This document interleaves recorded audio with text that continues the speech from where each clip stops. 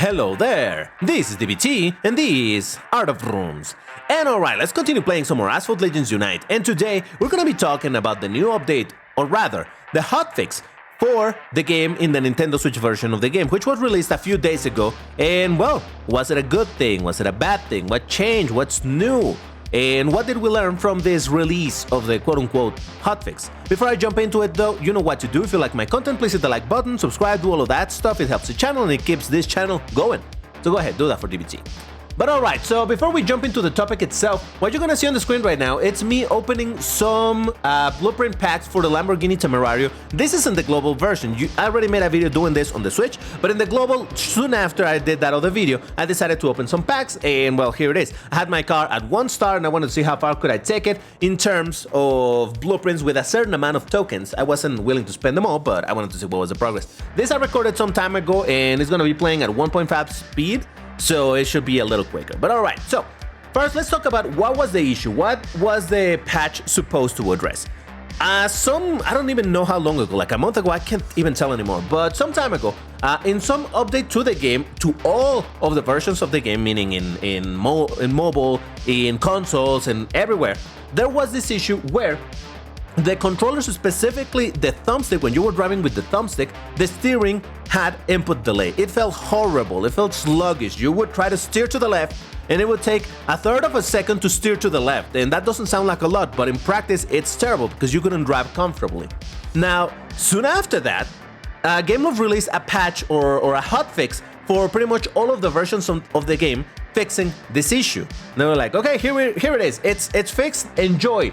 Except Nintendo Switch people, you don't get your update. Enjoy. Well, okay. So actually what they said is like, okay, so the hotfix is live for everybody. This should fix the issue, but specifically for the Nintendo Switch players, we hope that this hotfix gets released by the end of this week. Spoiler alert, it didn't. In fact, it took way longer than that. So they posted that, I believe, on a Monday on a certain week. And they were like, okay, by the end of this week. And that meant there were still another 4 days for that to happen. I'm like, okay, I'll just wait. Well, that week ended and we did not get the update. So that means that the Nintendo Switch players were completely stuck using the terrible steering. I'm like, okay, well, we just have to wait. Well, then another entire week passed and we still did not get the update. So that meant, competitively speaking, the Switch players were already crippled in the sense that, well, you know, we can drive comfortably unless you were using the D-pad. But if you were using the thumbstick, you were basically playing at a disadvantage. But anyway, we live with it and it's like, okay, that should be fixed at some point. But like I said, 2 entire weeks passed. And it was until the next Monday of, technically speaking, the 3rd week. Again, they announced it on a Monday. Whoa, look at that. That's a jackpot. Lovely stuff. They announced the thing on a Monday. That week passed, that week ended, then the next week began, and that week ended as well. And it was until the other Monday when we finally got, like, oh, okay, finally, it's out. And they actually posted this on Discord. Now, I put information up there so that you can still see the opening of the packs, just in case you're curious. Though over there I was looking for some wildcards that I didn't seem to have, but okay. All right, so what they posted, and again, this was on the 15th this month, it says, Nintendo hotfix is live. The team is happy to announce that the hotfix is now live for our Nintendo Switch Legends. The hotfix will address most controller issues amongst other performance and crash fixes. Please make sure to check your system for an update. So that's what they posted, and indeed, the moment that they posted that, the patch was already up, so I was able to download it, test it, and yeah, it was fixed. And finally, I could drive where I didn't feel like my controller was like a phone connection from miles away where it takes seconds to obviously I'm exaggerating, right? But the input delay was there and it was annoying. So now with this was fixed and it was great. But here's the thing, this is what I was saying, is this a good or a bad thing? Well, it depends who you ask, because some people actually love this change, me, or this fix, and some other people hate it. Why? Because this brought back the issue of the extremely sensitive thumbstick to steer. Now, I've already made a bunch of videos talking about it, how a lot of the Switch players were incredibly uncomfortable because they lost the the way that the steering worked on the Switch and whatnot, and I said that it was a matter of getting used to it. Some people were just like, we're not getting used to it, I'm gonna quit the game. Some people, straight up did legit quit the game, others just kept on complaining. To be fair, I understand why they're complaining. I'm not saying that that's invalid, but what I'm saying here is that a lot of people didn't like it. So apparently when GameLoft released that patch that introduced the issue of the input delay, some people seem to have enjoyed this or enjoyed that type of driving more than the previous one, even though there was input delay. Why? I am not sure, to each their own. But I do believe that was the minority, and just about, well, again, the majority were not liking this problem with the input delay. So now that, oh my god, that's another jackpot, let's go. No wonder why I was able to start this up. I believe that the vast majority of people did not like this input delay. So once this got quote-unquote fixed, well, we're back to how it used to be. But what this is bringing is, again, another wave of people being like, oh my god, this rap's terrible, this and this and this and this and that. I mean, once again, I understand the complaint, but to each their own. I personally think it's a better thing, and I think that was the end of it. Yes, at that point, the video just restarted. So let me just show you what was the result. I was able to get the car. Obviously, I was using also my wildcards there. Whoa. All right, there you go. I was able to take my car from 3 stars all the way to 4 stars, also using some of my wildcards, and all I had to do was spend, apparently, 11,700 tokens, which was 13 10 packs that I got. So that was a pretty good result. I mean, that wasn't spending way too much. Okay, but now we're back to the actual Switch version of the game. So what I'm going to be doing is playing a little bit of multiplayer over here with my Temerari. Did I say Revolt too early? Maybe I said it. Anyway, with my Temerari, because over here I do have it at 5 stars. And I want to see it, how it performs. I don't have it maxed out for the 5 stars. Instead, I upgraded the acceleration and then Nitro. Obviously, I upgraded the other 2 as well, but not as much. So I want to see how it performs over here. In this version of the game, you can see that I'm only missing, what is that, 16 blueprints to take it to the 6 stars. I'm most definitely going to do it. I'm going to try to gold this car, but as it is right now, I want to see how it performs in multiplayer. But anyway, coming back to the topic.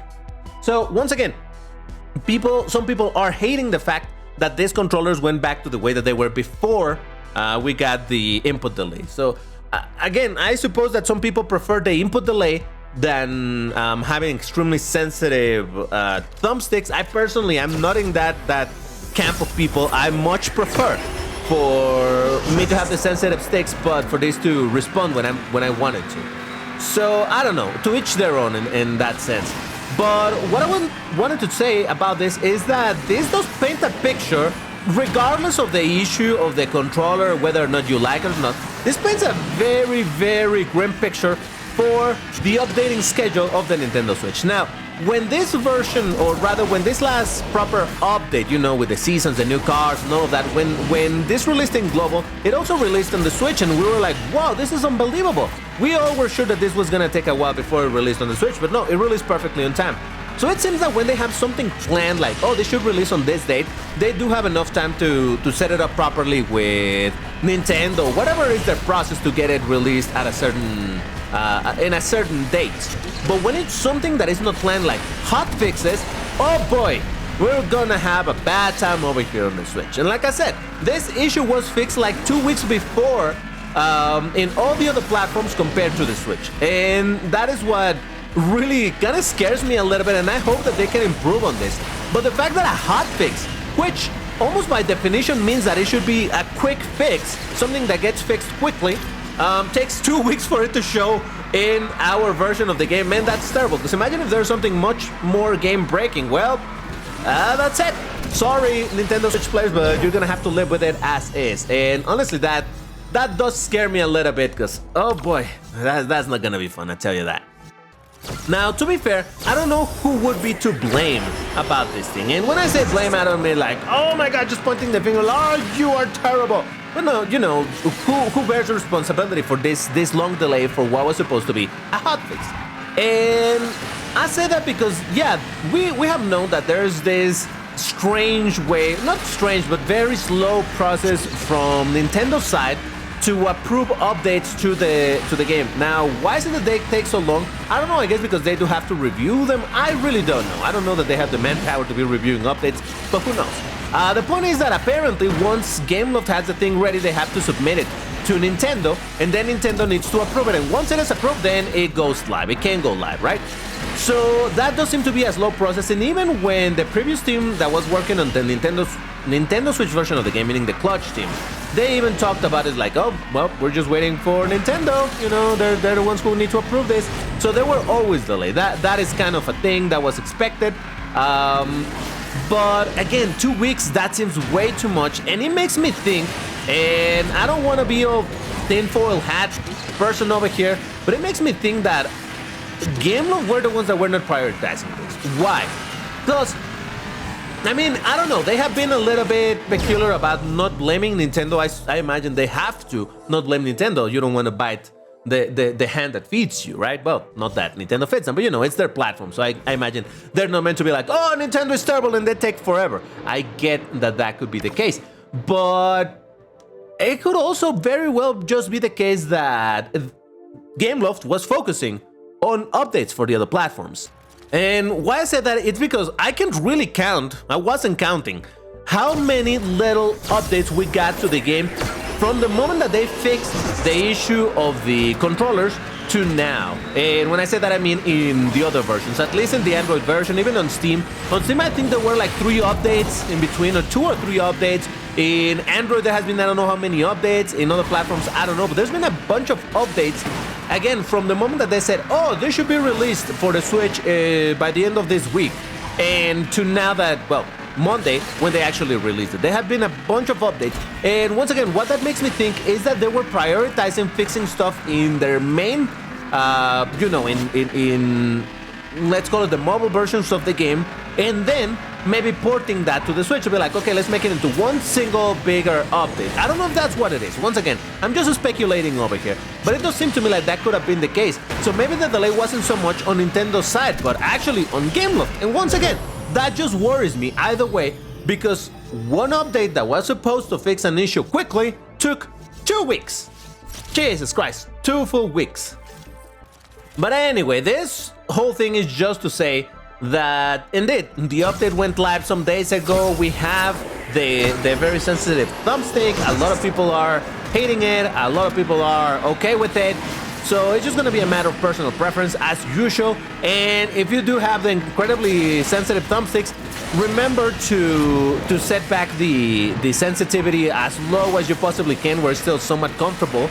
Because one of the suggestions that GameLofts gave when this issue began, the issue of the input delay, they said, oh, in order to ameliorate the problem, not to fix it, but you know, to ameliorate it, set back your sensitivity to 100%, and that ought to feel a little bit better. It's still not gonna fix the issue, but hey.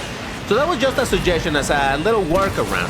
So maybe just to have your 100% sensitivity, and now that this thing is super sensitive again, then you feel uncomfortable driving it like that. So try to set it back low again. I think I'm running at like 40% or something. I don't even remember. I'll check in a second.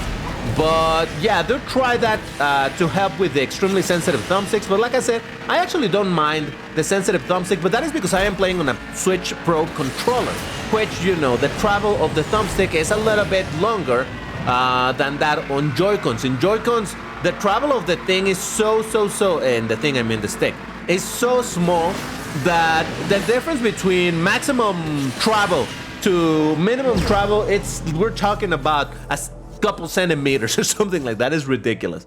So yeah, do try that, and if not, I would suggest you maybe, I mean, look, I know I'm not gonna buy a whole new controller just for this issue, but I would suggest you maybe to try with a Pro controller or something along those lines that feels a little more comfortable, and then the game doesn't feel as terrible when it comes to the steering.